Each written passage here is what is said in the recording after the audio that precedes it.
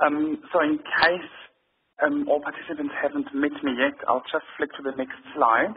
And thanks very much for the opportunity for everyone to give you an update on our international business event strategy at Tourism New Zealand.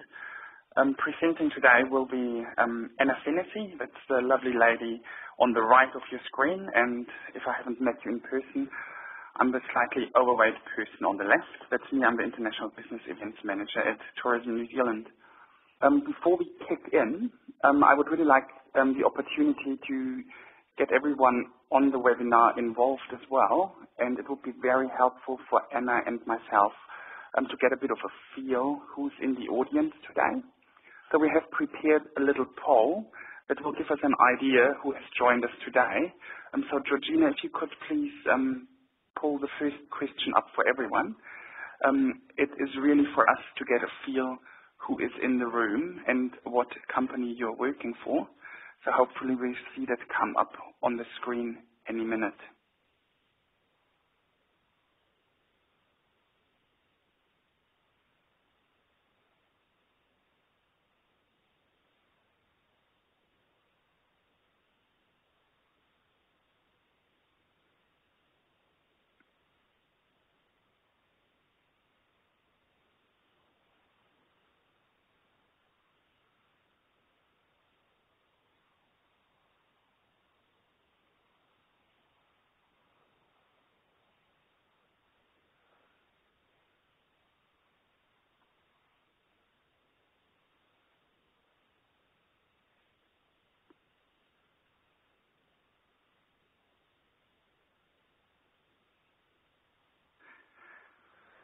So once you've received the question, if you please fill it in, and we'll shortly present the results back to you.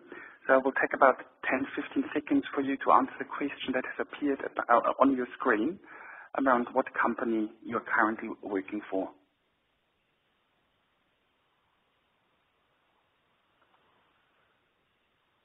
Right, we'll share those results for you a bit later during the presentation. To give you an idea of what's coming up in the webinar, we would like to give you first an overview of our strategic setup at Tourism New Zealand and business events. I'll then lead into what activities we are currently working on, and I'll also give you a bit of an idea what we're trying to achieve this financial year and how we're currently tracking against those goals. And we'll be finishing off to give a bit of a glimpse what's coming in next financial year, 2015. I've collated a few trends that the team has picked up around the world.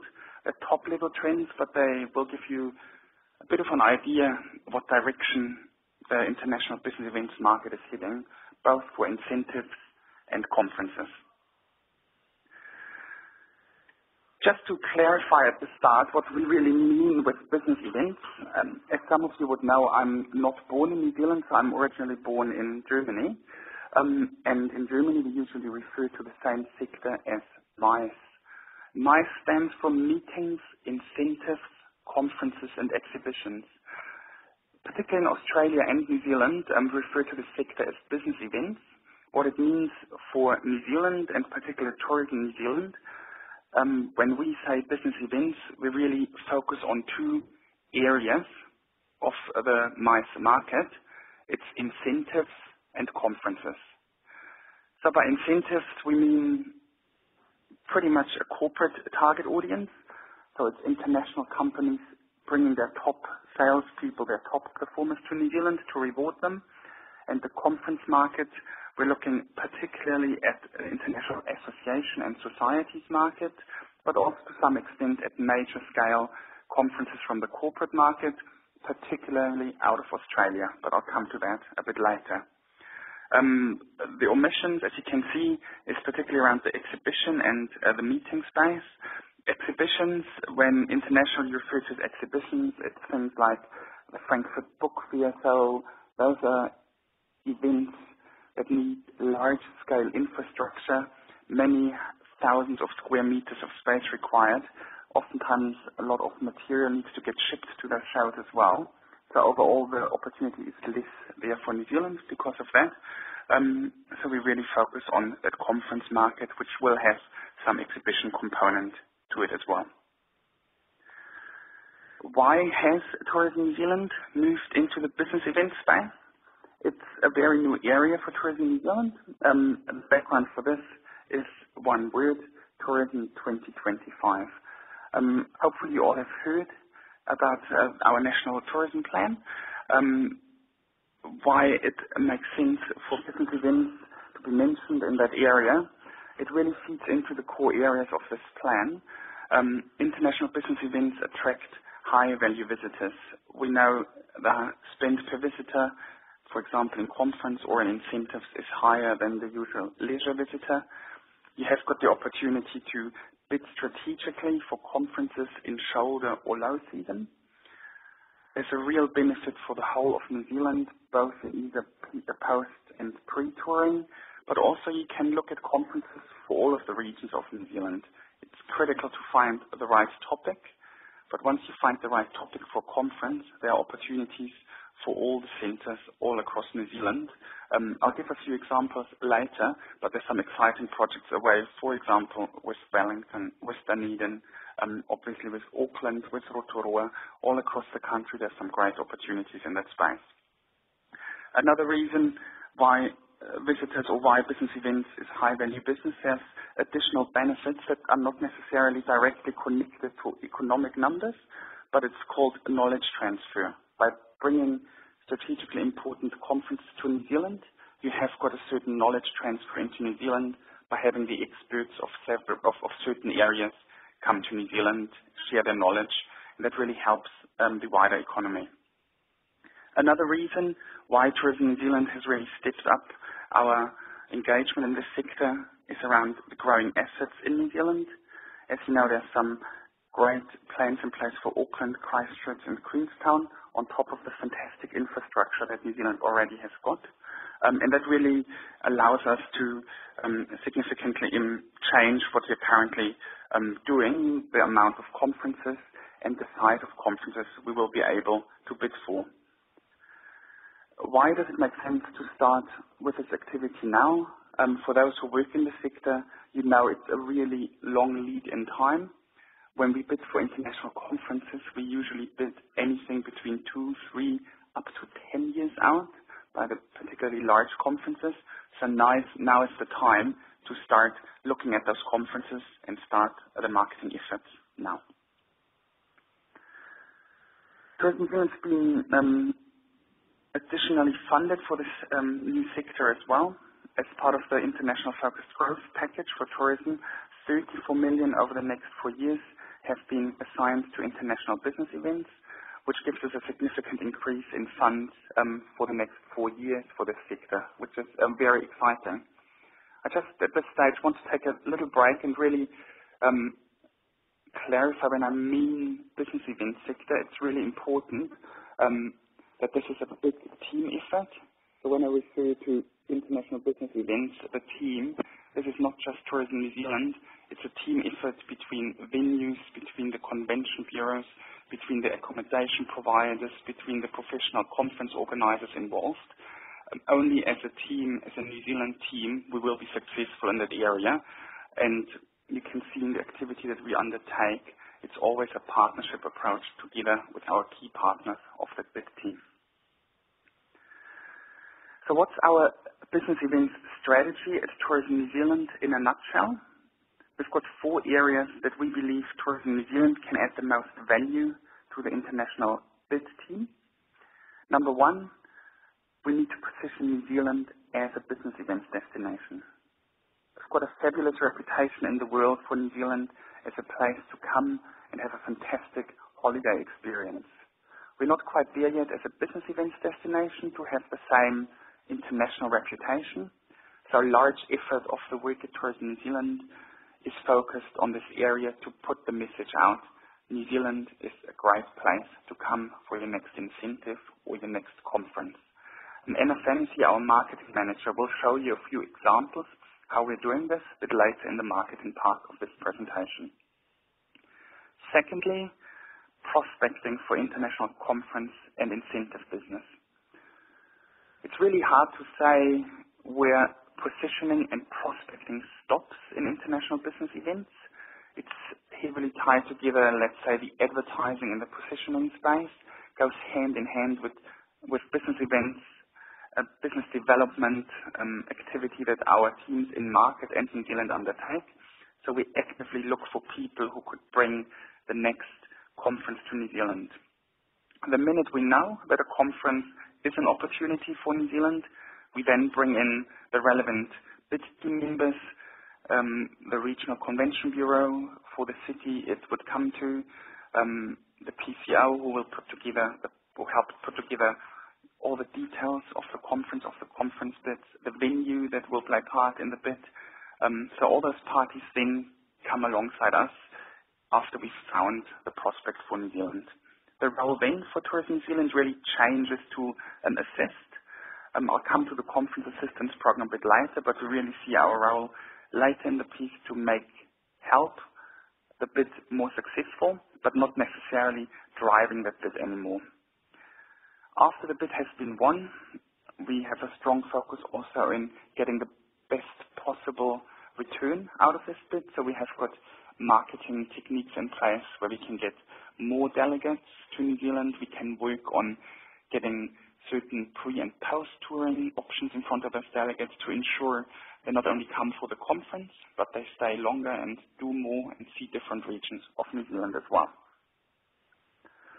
I just would like to talk a little bit more detail on Tourism New Zealand's role, and a few of you in the seminar would have probably seen this slide a few times by now, but it's really important to us here at Tourism New Zealand to make sure that everybody knows it's a real team effort and it can only work if we work as a team. So Tourism New Zealand works heavily on the top end of the funnel in business events. We position New Zealand, we find opportunities for New Zealand, but the minute we know it is for New Zealand, our partners are the key players. We need our partners to work together with us on the bid. Tourism New Zealand works more in a support role, and obviously the team then converts that business together. So all those key players are really important. It will only be successful if it's a team effort across the whole country. How does it shape up from a market perspective? So taking in mind the 4 areas that we work on: position, prospect, support, and post-marketing, we look at certain segments of the business events market. Segment 1 is the International Association Conference market. A lot of work to be done in this space to find champions that could host the next conference in New Zealand. That's why we find quite a strong marketing effort focused on people in New Zealand. Segment number 2 from a market perspective, Australia, China, and North America. For China and the US, focusing particularly on corporate incentives. We do look at some major corporate conferences as well. Australia is a bit different in the segment. Tourism New Zealand's role, together with other partners in the market like Conventions and Incentives New Zealand, our focus in Australia is particularly on major conference bids from Australia. So we classified this around the 250 mark, everything over 250 conference opportunities from Australia.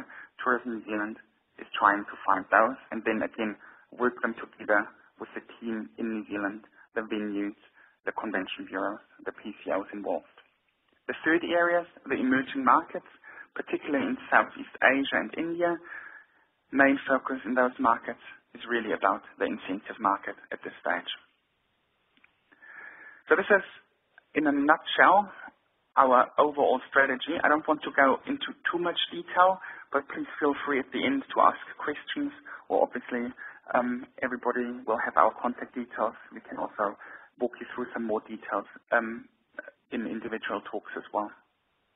So going beyond the promise, going beyond the strategy, what do the current activities of Tourism New Zealand in the business event sector look like?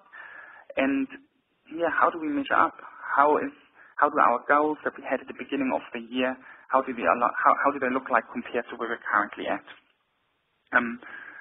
A really big step in the business event sector was to have people in place that can focus on business events only. It's quite a different game compared to the usual leisure work that Tourism New Zealand undertakes. So we've got a big team in place both in Auckland and Wellington. I've put the names up here. We've got Michael Stoke and Leonie Ashford really leading our international bid team. They're supported by Gemma Wood and Jean Henry. Gemma and Jean really focus intensively on doing research. So it's about finding the right conferences, finding the right people that Michael and Leonie then can talk to get the new conference bid up. We've also got a marketing team of two. Anna Fennessy was in the call today, supported by Anna Ward. Both of those are based down in Wellington. This team in New Zealand is supported and works hand in hand with our offshore teams in market. So we currently have got two people based in Los Angeles, Stephen Dixon and Alexa Bennett. We've got two dedicated personnel based in China, Helen Zhang and Leslie Chen. And we've got one dedicated person based out of Singapore, being the point of contact for South Asia and India, Christina McLaughlin. In Australia, Helen Bambry, our business events manager there, is based in Sydney, and Helen's role is really focused on the association market and the major conferences from Australia. So again, defined as around the 250 passenger plus mark for conferences. When you look into international business events, it's really important that we define what we're good at in international business events. So we've done quite a bit of work in finding the knowledge areas of New Zealand. Where has New Zealand got a great story to tell? What are our strengths of industries? We've grouped it together under our campaign 100% Pure New Zealand, Naturally Beyond Convention. And Anna Fennessy will walk you through the details of that in a second. But it's really important to work a lot of our conference bids back to key sectors of New Zealand. We're currently focusing on the marine sector, aviation sector, agribusiness, health science, high-value food, and earth science. It really gives us a good pool of conferences that we can bid for, and it also ensures that in New Zealand we will have world-leading experts in the sector, in those sectors, that will help us to put together an amazing, credible bid to get the conference to New Zealand. Just want to remark on this list, it's a bit of an open-ended list, so this is not set in stone. I've just indicated a few other sectors that we currently look into. It's often a mix between are there enough conferences in this sector to bid for, and do we have enough world-leading experts in the sector as well. So other areas that have got some real good potential for us, and we already had some good conference bids in those sectors as well. Obviously around tourism, indigenous culture, creative digital sectors, biosecurity, conservation. So there's some interesting areas that we can yet explore, but it's really important to have those sectors that we can focus on. I'd like to try the poll one more time because I understand we had some problems sharing the results of who's in the room. So I just wanted to get a feel for the room who has heard of the Conference Assistance Program. So Georgina, if you could post that question to the audience again, that would give me an idea how much I should really talk about the Conference Assistance Program now. So you should see a question popping up on your screen in any second, and take 15 seconds to say yes or no. That will give Anna and me an idea.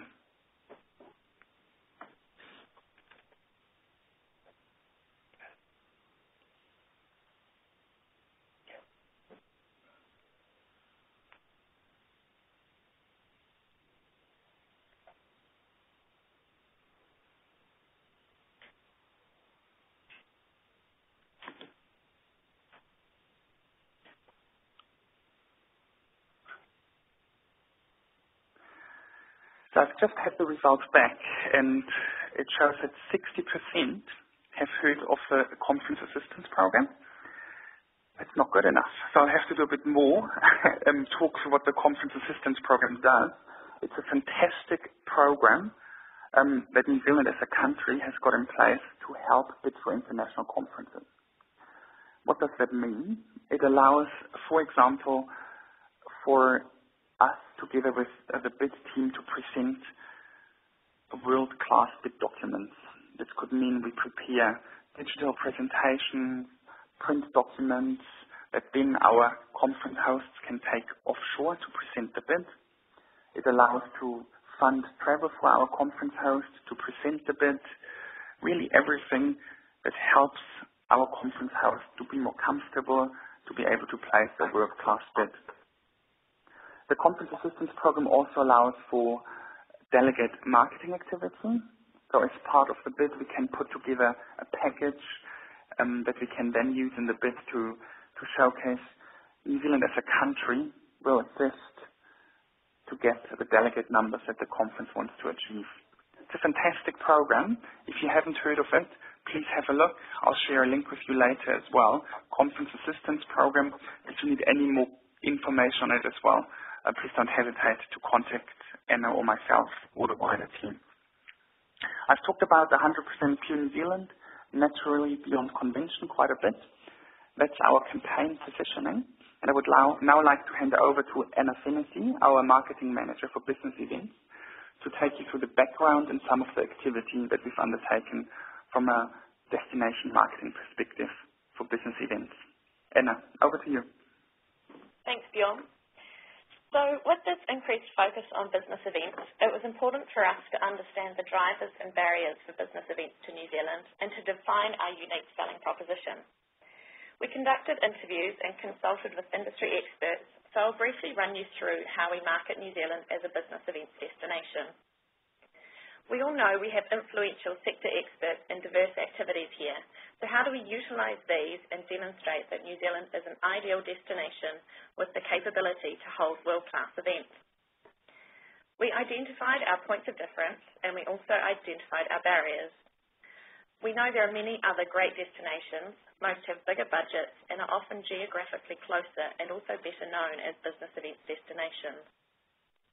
So as a result of our research, we've defined our strategic essence as naturally beyond convention, which we further express as a huge range of accessible and diverse experiences that provide a great place to do business and a naturally impressive experience that clients will never forget. So what does this mean? We have 4 key points of difference: accessibility, diversity, proximity, and people. So I'll run you through each of them individually. So firstly, accessibility. We have a stunning variety of scenery and experiences that are easy to get to and explore. As we know, it's easy to get around in New Zealand. We don't have the traffic and people issues that congest many world cities. As a business events destination, it's easy to take people a relatively short distance and show them something to impress them.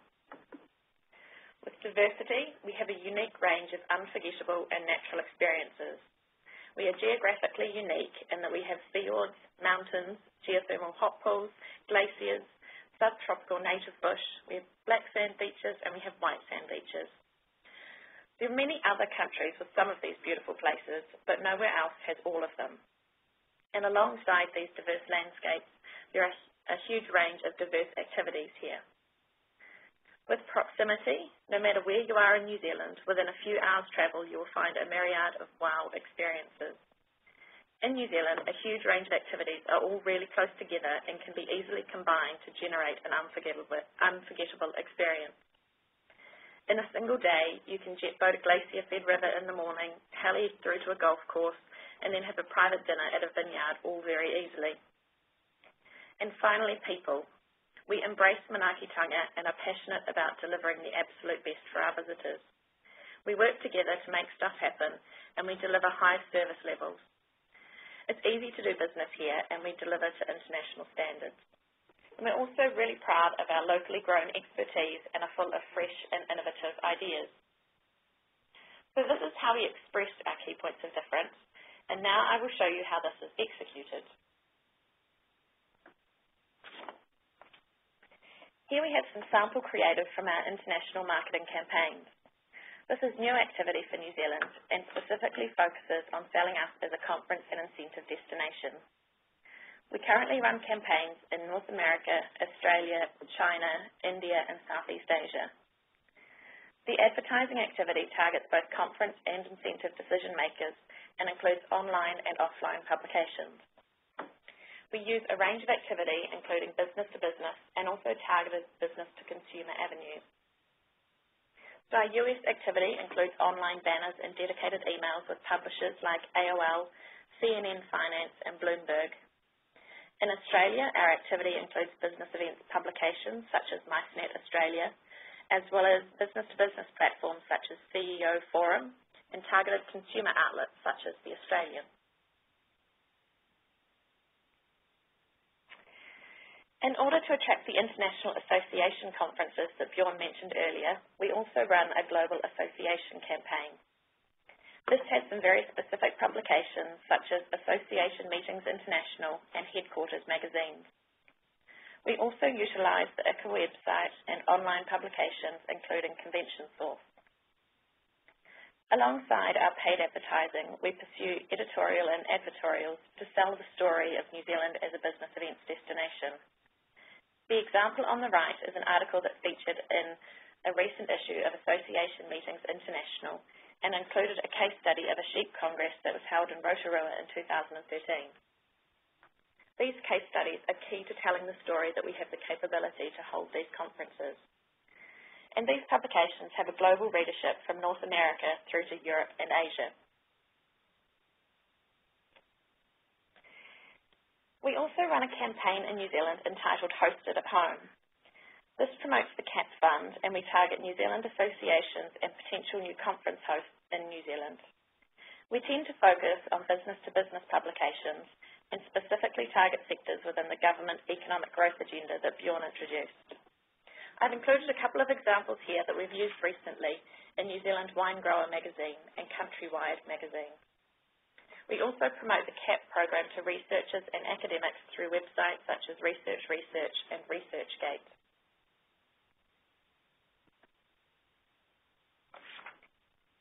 We also have our very own website, businessevents.newzealand.com, which hopefully you are all familiar with. And just in case you aren't, get online and check it out. The website communicates the Beyond Convention campaign messaging and provides a one-stop online resource for conference and incentive planners. There is lots of information on the site, including profiles of the major conference cities, sample itineraries, destination information, links through to regional convention bureaus, DMCs and PCOs, as well as case studies, upcoming conferences, our resources and the support we can offer. The website is also available in simplified Chinese. And we continue to make enhancements to the site, so do keep an eye on it. We're currently running a survey on the site, so go online and complete the survey. It will only take 2 to 3 minutes and we'd love to hear your feedback. We have also started using LinkedIn as a global business-to-business advertising tool to promote our business events in New Zealand. Our company page is updated with content for the business events sector, giving an overview of our services and our contact details. Again, I would recommend that you have a look at the site and follow us for updates. And as part of our CAT campaign, we've also utilised LinkedIn and their in-mail service. This is a direct mail message sent via LinkedIn, targeting New Zealand associations and conference decision makers. We're specifically using this to get leads for our bid managers, so the emails come directly from Leonie and Michael in the bid team. We've had positive initial results from this LinkedIn activity. So just to follow on from this, I have a question for you all. Are you currently using LinkedIn or any other social media platform for lead generation? And it's a very simple answer, yes or no. So the poll should be popping up now.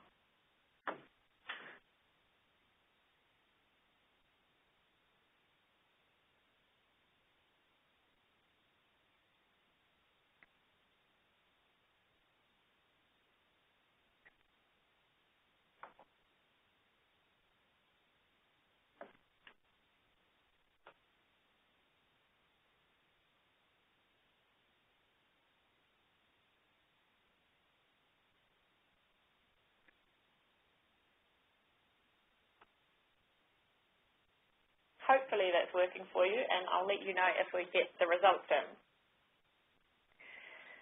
So we're also increasing our presence at trade shows both offshore and in New Zealand.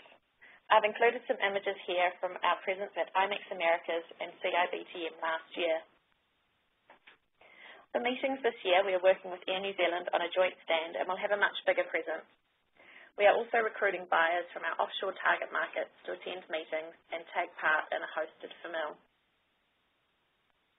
I'll now pass you back to Bjoern, who will lead you through our business-to-business activity in key markets.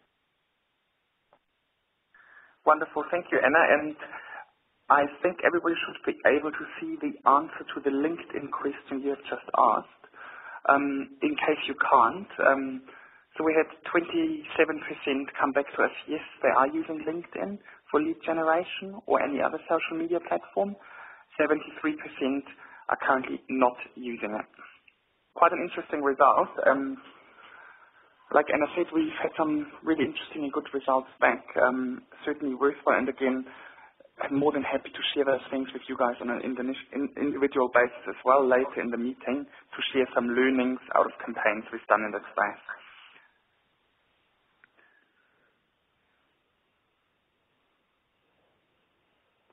So I'd like to take on from here, from Anna's point around the trade shows that we take internationally, to give you a brief overview of some of the key B2B activity that we have currently got in place across the world.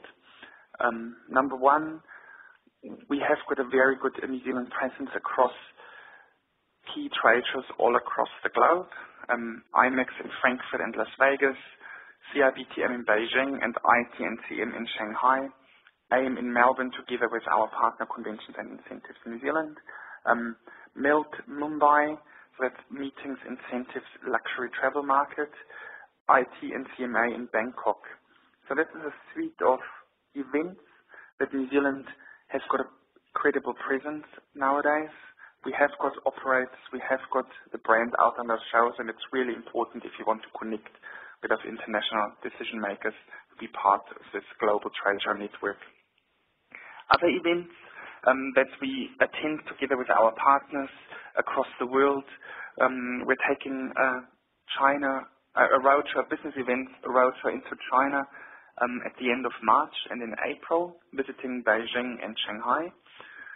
We will also attend a specific association event around IMEX in Frankfurt, for example, a business exchange that we participate in at this event. We also attend the ICA Congress, which is the global congress of the International Congress and Convention Association.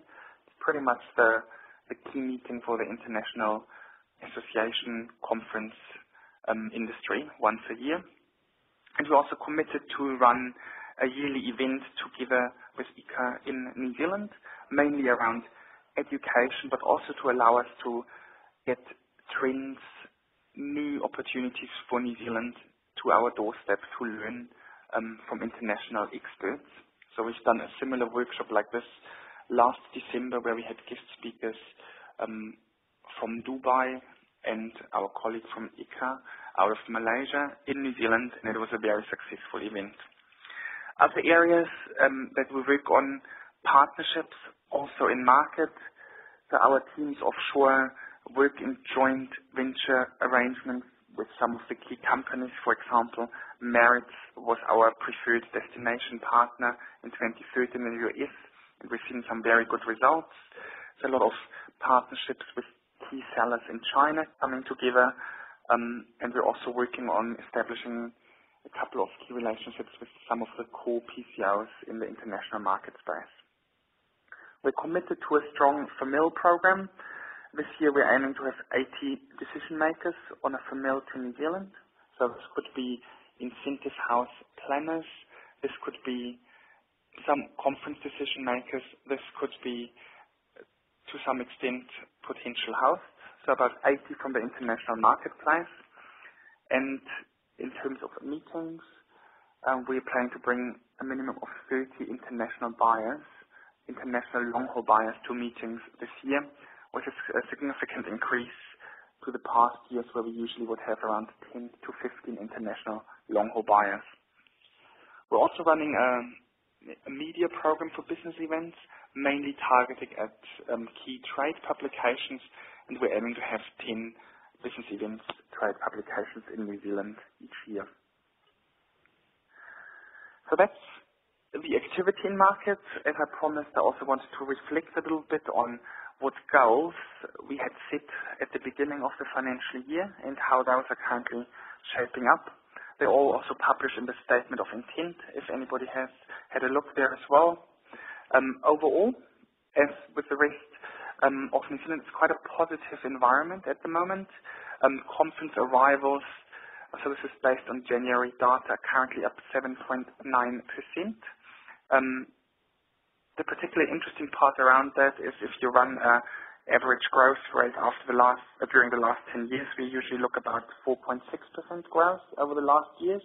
So having a bit of a climb here is quite a good indication that there's good demand for New Zealand in the international market space for conferencing.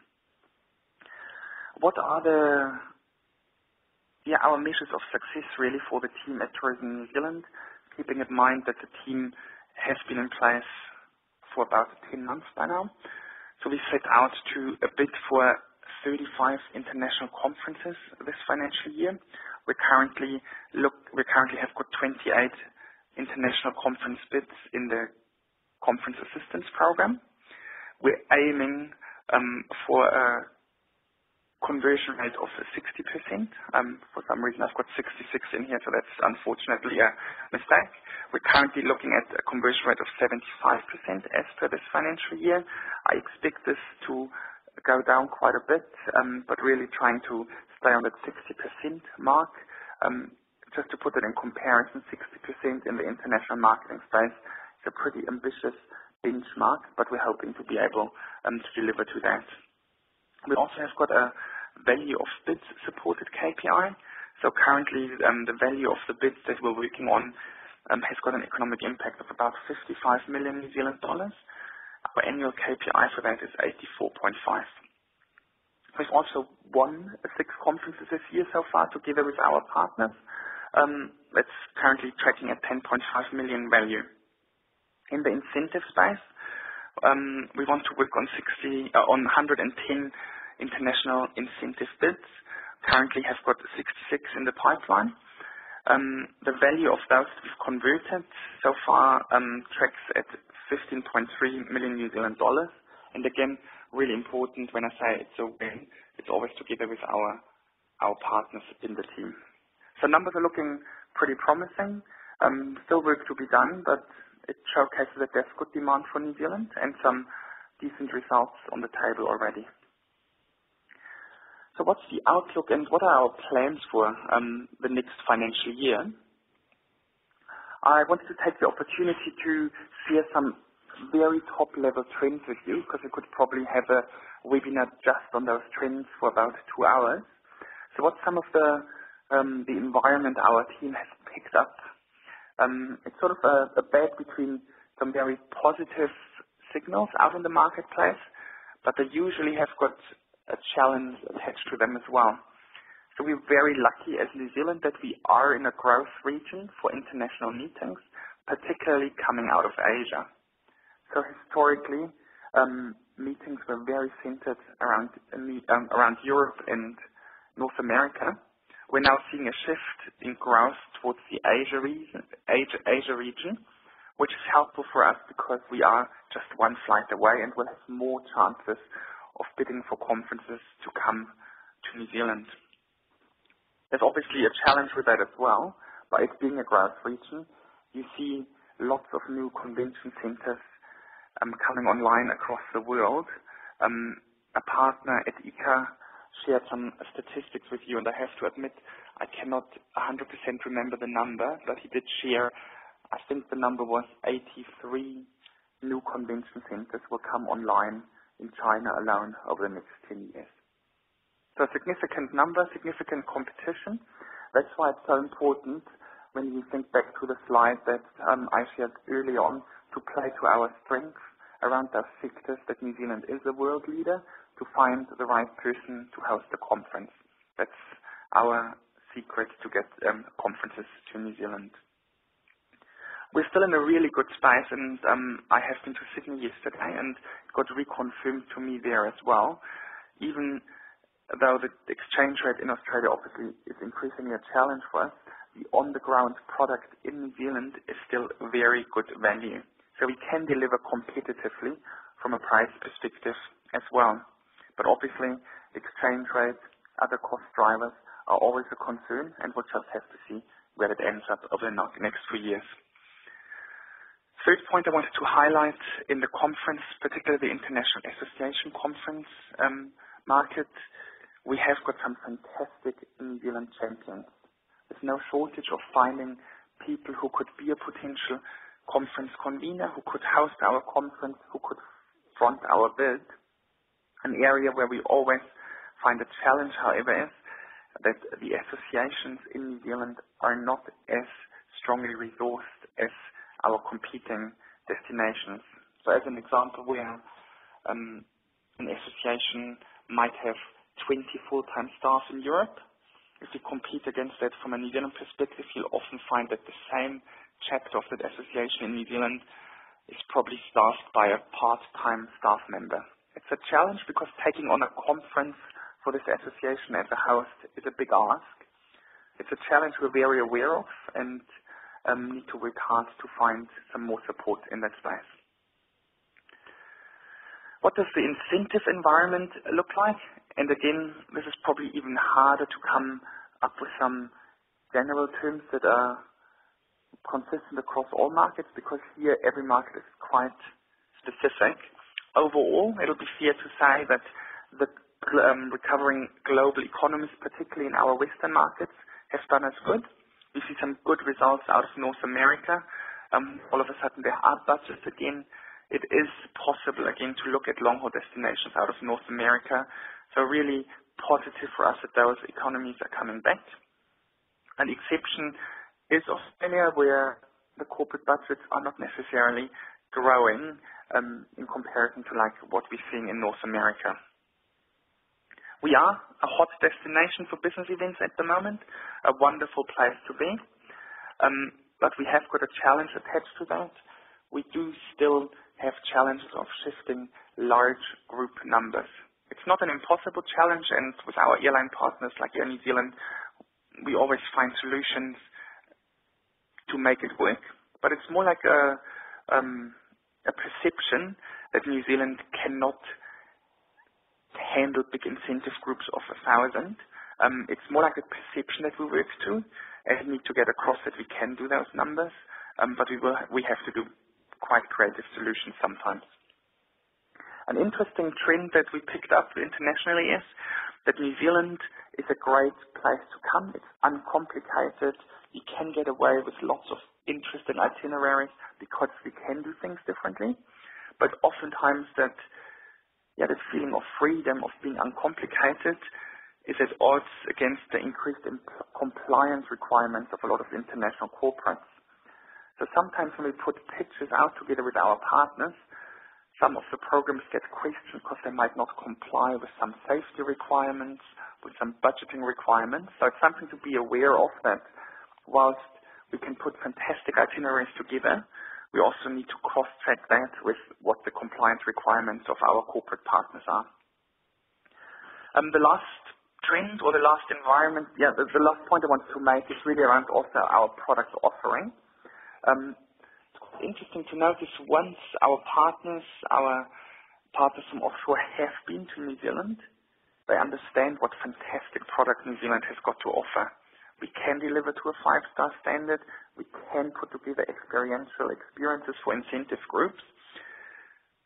But when you go back to market and some of our research that we've done in China lately, we're not perceived as that 5-star destination. So it's a bit of a concern that perception is in the marketplace, and we need to work quite hard that our product gets the same perception in the marketplace, so we can actually say, look, we can deliver to that. We can do you a 5-star itinerary with fantastic hotels, with fantastic lodge options built in.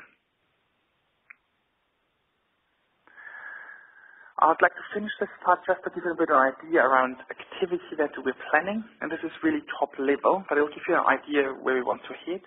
It ties back to my first slide in the presentation around our strategic pillars. Number one, a lot of activity will go into position New Zealand as a compelling business events destination. So we continue with our business events campaigns in all our key markets, We continue to refine them. We continue to build different imagery to really position ourselves as a destination that can deliver on a top-class business events.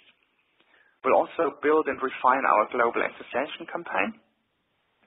And in the incentive space particularly, we'll work quite hard to get our messaging for our Asian markets right. We'll continue to work in the international media and the mill space as well. In the prospecting space, it's really all about finding those business events prospects for conferencing, particularly around ICA, having a strong research program in place, having a strong database in place is key. So a lot of focus goes into that. And I think I've seen quite a few of our convention bureau partners here as well. It's a fantastic effort that I can see across the team, how we all start to work together to get that national database up and running. It's really exciting to see that we get that going. We'll continue to build our expertise around digital platforms. Anna mentioned LinkedIn, our website. There's some great opportunities we can explore in that space. We'll also go a bit deeper in our partner management. How do we work with conference hosts? How do we keep them engaged? A couple of topics, a couple of prompts here around an ambassador program, joint ventures that we can keep building together with our partner. And we'll obviously continue our BDM activity, sales calls, trade shows, and the team is out there both in market and in New Zealand to talk to the right people at the right time. Support conferences and incentive events, big part. Once we know it's an opportunity for New Zealand, what can Tourism New Zealand do to support the bid team to get them over the line? We'll keep building our pitching assets so we can bid together with our partners more credibly, more amazingly for incentives, but also really keep building the conference assistance program, use it to its maximum extent. And just looking back at the results early on, that only 60% have heard of it, tells us we can do a bit better in that space still. Last point around maximizing delegate numbers through post-win marketing. So we're increasingly teaming up with conference hosts, with the PCOs to come up with solutions. How can we get pre- and post-touring? How can we get those opportunities in front of conference delegates? It's quite a bit of work to be done in that space. So the last part is really, I hope it's not too repetitive, but it's my call to you in the webinar as well. This is all about the team effort. This is not Tourism New Zealand by themselves. It will not work. It's all about playing as part of the team. And I also always have to include a picture of Stephen Dixon in any of the presentations I do, because he hates it. So what do I mean with be part of the team? When I started, I talked a lot about when we bid for conference, it's all about having a convention bureau alongside the venue, alongside the PCO and the conference host. So if you're not already in touch with us, please touch base with us. Several options. I've shared a few links here with you. All the team members are on our website under businessevents.newzealand.com. Likewise, all the events, all the activity you can take part of, which trade shows coming up when, is on our corporate website, tourismnewzealand.com, under upcoming events. Please get in touch with us on LinkedIn. Please follow us, because like Anna said, we will put lots of information on our LinkedIn page as it comes up, and it's oftentimes a quicker way to communicate with you instead of putting it on some website where you never look at. And obviously, walking the talk, here's Anna and me again. Please feel free to get in touch. Our email, our phone number. We'd love to hear from you anytime. Get in touch, and any one-on-one questions you might have as well. Always very happy to talk, come and meet with you and see how we can work more together. So that's the end of the formal presentation. I think I'll head back to Paul to take us through the question section. I also see I've received a few questions already. If you still have got any, please ask now, and then we'll go through those questions in a second. Fabulous. Thanks very much, Bjoern, and thank you, Anna. And everybody else, as Bjoern said, now's the time to ask those questions up at the top of the screen, the Q&A box. Just type them in. We've already got a few, so we'll start off with the top one, which is what is the expectation for continuation of IBE funding after the end of the 4 years, given that the new venues would have only just opened at the end of the current funding commitment? Right, so I'm more than happy to answer that, Paul. It's a really good step to have that funding clarity for the next 4 years, which is fantastic. If you go back to the start of my presentation, now is a really important time to start acting in the international conference bidding space, and now is the time really to fill that pipeline to get the conference bids lined up. It's very hard to comment on anything after those 4 years, so we really focused on making this work now to fill the pipeline and take it from there. Great. Thanks, Bjoern. Second question here is regarding the increase in arrivals. If we can get a split for holiday business in regards the regions or countries the majority of these will be coming from. Sure. I can send it obviously out individually, but all the data is also available on, Pauline to help me out on which website, but I think we publish it on our website ourselves. So obviously for Statistics New Zealand, you can dig into the data quite deep, but I think it came from Amelia. I'm more than happy to share that link to that data directly with you, so you can have a bit of a dig into the data a bit deeper yourself. Great, and what are the dollar values, Bjoern, that you're in the presentation are you using to calculate the value of international business events? Is it from the most recent CDS data? Yeah, so that's currently the data we're relying on quite heavily. It makes me smile to ask the question, but I think Martin left the forum already. But that's currently what we have to rely on that data that's available. So it's a calculation that takes into account, for those who are not familiar with the data, we know how many international delegates will get attracted by a conference. That's based on historic data that we, for example, get from ICA, who collects data around where the conference was last time, how many delegates they attracted there. So that gives us an idea around the number of delegates. We then pair it up with a statistical number that gets provided by IMBI around what an international delegate spends in New Zealand. Just as a side note, we don't even count international airfares in that number. So it's really about the spend on the ground. Great, thanks, Bjoern. And the final question here is, what is our strategy regarding Europe, being much further away, of course, than the focus we've mentioned on Asia and North America? Yeah, thanks for the question as well. And I should have really mentioned that in the market segmentation that I did. It's a conscious decision to not focus on Europe from an incentive perspective.